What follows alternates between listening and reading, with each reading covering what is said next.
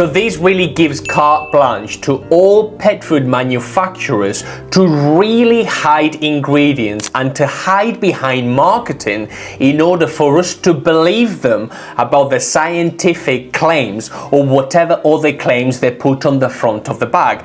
Very much like cereal. Every single cereal is fortified with different vitamins and minerals. Even they help certain health issues and certain heart conditions. Well, something very similar is going to start happening with our pet food. Pet food as we know it has changed forever. I mean, have you not noticed whenever you look at cereal boxes how everything is fortified with vitamins and minerals? Everything seems to have so many benefits. I mean, even with fast food, one has to really scroll down and open multiple things in order for us to get down to the ingredients and what we are actually consuming.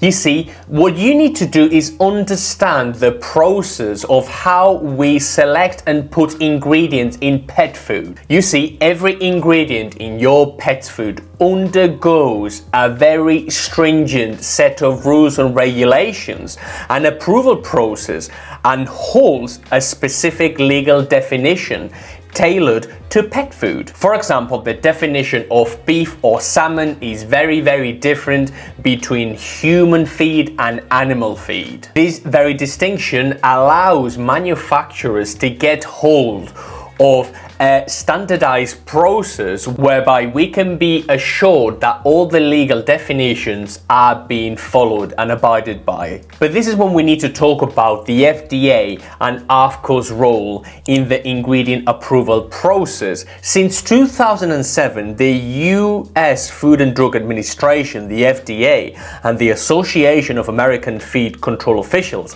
AAFCO, have collaborated to approve ingredients used in animal food, including pet food and livestock feed. The partnership is formalized through a Memorandum of Understanding, MOU, which outlines their respective roles.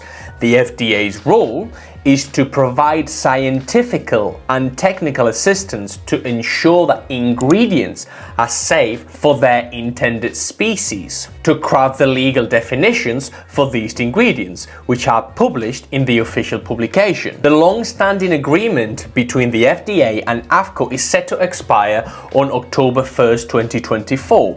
AAFCO has announced that the expiration is already confirmed months in advance. Recently, 2 resolutions from the AAFCO Board of Directors indicate significant changes. The FDA's withdrawal. The FDA will no longer collaborate with AAFCO to provide scientific and technical assistance for ingredient definitions. This means that the FDA will adopt a new process called the Animal Food Ingredient Consultation Program to review ingredients independently. Now, we need to talk about the blatant lack of transparency from the FDA. Despite these changes, the FDA has not provided detailed information about the new consultation program. This lack of transparency has raised concerns, and rightfully so. This is something we really should pay attention to. Now, public notification. There has been no public notice or explanation for these changes. The public input. It's unclear how the public can provide input on new ingredients under the new program. And here is the real kicker: the influence of the Pet Food Institute. The PFI, representing major pet food manufacturers, has proposed a bill in Congress to centralize pet food regulations under the FDA, removing state-level authority. Key points of the proposal bill include ingredient labeling. Pet foods will not be considered misbranded even if the ingredients are missing from the label. So this really gives carte blanche to all pet food manufacturers to really hide ingredients and to hide behind marketing in order for us to believe them about the scientific claims or whatever other claims they put on the front of the bag. Very much like cereal.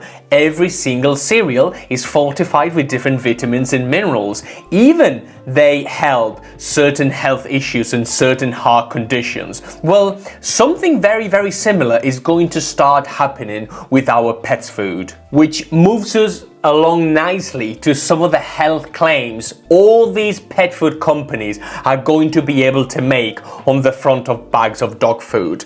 Claims like hairball control, urinary health, or labels would not need scientific evidence. Anything that will say hypoallergenic, cancer, anything that will say skin or gastrointestinal issues will not be needed to be backed up by absolutely anything. This will be like the Wild West. And so what all these changes are doing is highlighting the monopoly, the mafia even, that a lot of these pet food companies have, and the grip that they have on the overall industry. I mean, we are talking about companies that own veterinary practices. We are talking about pet food companies writing the very literature that your veterinarian reads and studies. We are talking about pet food companies that sponsor different universities, that give backhanded money to certain universities. And we are talking about companies that influence every single aspect. Let me give you an example. The FEDIAF's president works for Purina. AFCO is funded by Royal Canin, among others. The British Small Animal Veterinary Association is sponsored by Hills, Royal Canin, and Nestle Purina. The World Small Animal Veterinary Association is sponsored by the same three companies. The American Veterinary Medical Association, the Australian Veterinary Association, the British Veterinary Dental Association, the Pet Health Council, and the British Veterinary Association are all at least partially funded either directly or indirectly by one of the big three pet food producers. This is an absolute scandal and it does need to be talked about. Playbook here is very, very simple. We influence every single aspect of the funnel so that the consumer, you, gets the impression that the product being recommended or being sold to you by a vet or by any other professional is backed up by science and has every single piece of influence behind it. The monopoly, the oligopoly these companies have over the pet food industry is absolutely huge, and it needs to be at least spoken about, if not stopped. If we do not stop this, they are going to, and they are already doing so to a certain extent, do literally whatever they want to our pets' food, and they are going to be able to put whatever they want to our pets' food. As you probably know, most veterinary diets are up to 50% plus cereal based.